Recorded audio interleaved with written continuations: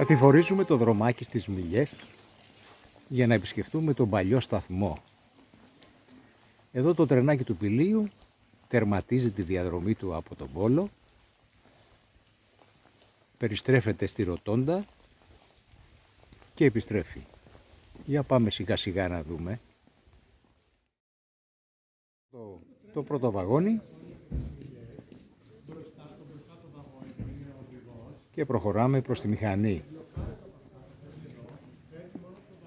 Τα παλιά βαγόνια ανακαινισμένα, πανέμορφα.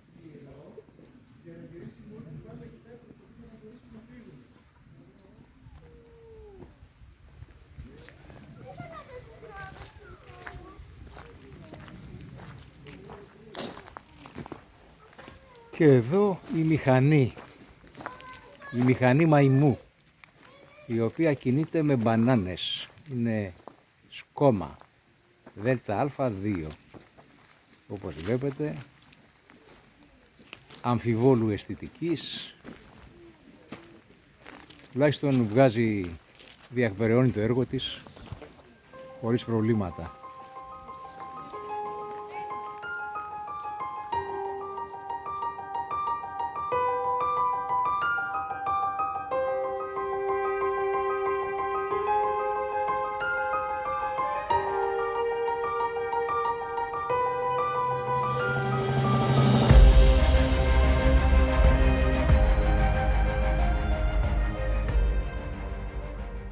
Η μηχανή αποσπάται από τα βαγόνια, ακολουθεί αυτή την τροχιά που βλέπετε κάτω και πηγαίνει πέρα στη Ροτόντα. Πάμε πιο κοντά να τη δούμε. Εδώ λοιπόν ανεβαίνει και περιστρέφεται με τα χέρια. Βλέπετε αυτό το σίδερο εδώ. Περιστρέφεται 180 μοίρες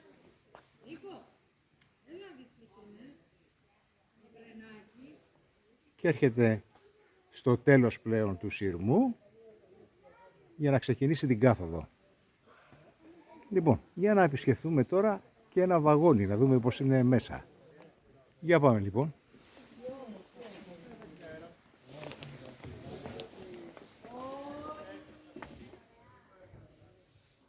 Πανέμορφο, ξύλινο, διατηρημένο,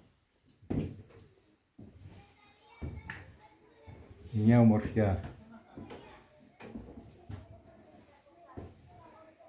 Αξίζει να το επισκεφτεί κάποιος και φυσικά να κάνει και τη διαδρομή.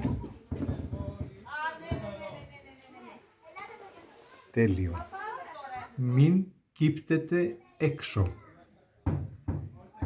έλεγε παλιά. Το παράθυρο ελευθερώνεται από αυτά και το κατεβάζεις.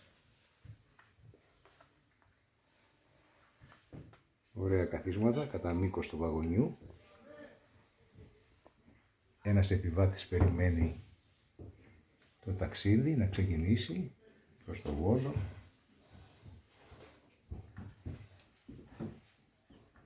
Τέλεια.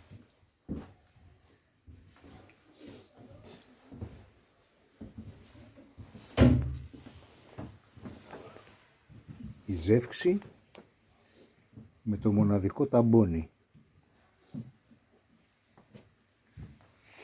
Για να το δούμε.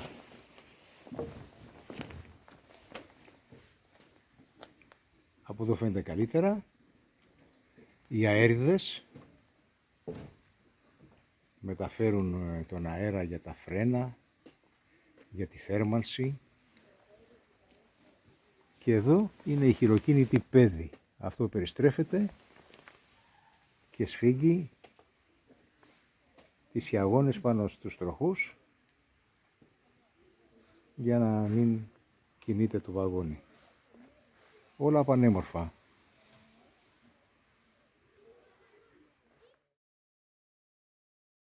Και ο μυρμικοφάγος, ο ελεγκτής των γραμμών. Ελέγχει τις γραμμές, αν είναι όλα εντάξει, για να μπορέσει να ξεκινήσει το δρομολόγιο.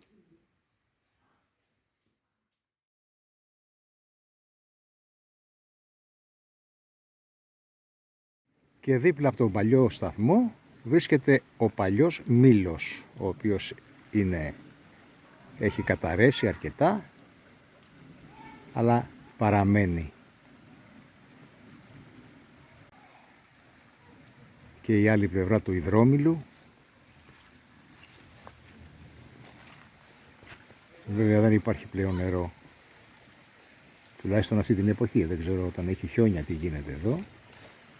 Τώρα τα νερά είναι λιγοστά. Δίπλα στον παλιό σταθμό. Συνεχίζουμε την περιήγηση μέσα στο χωριό πλέον, με τα μαγαζιά που πουλάνε τα παραδοσιακά προϊόντα, όλα πανέμορφα. Εδώ η εκκλησία.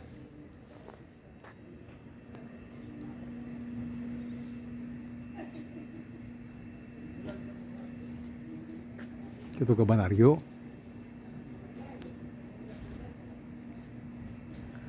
Όλα πανέμορφα. Πάμε προς τα κάτω που είναι πιο εύκολο.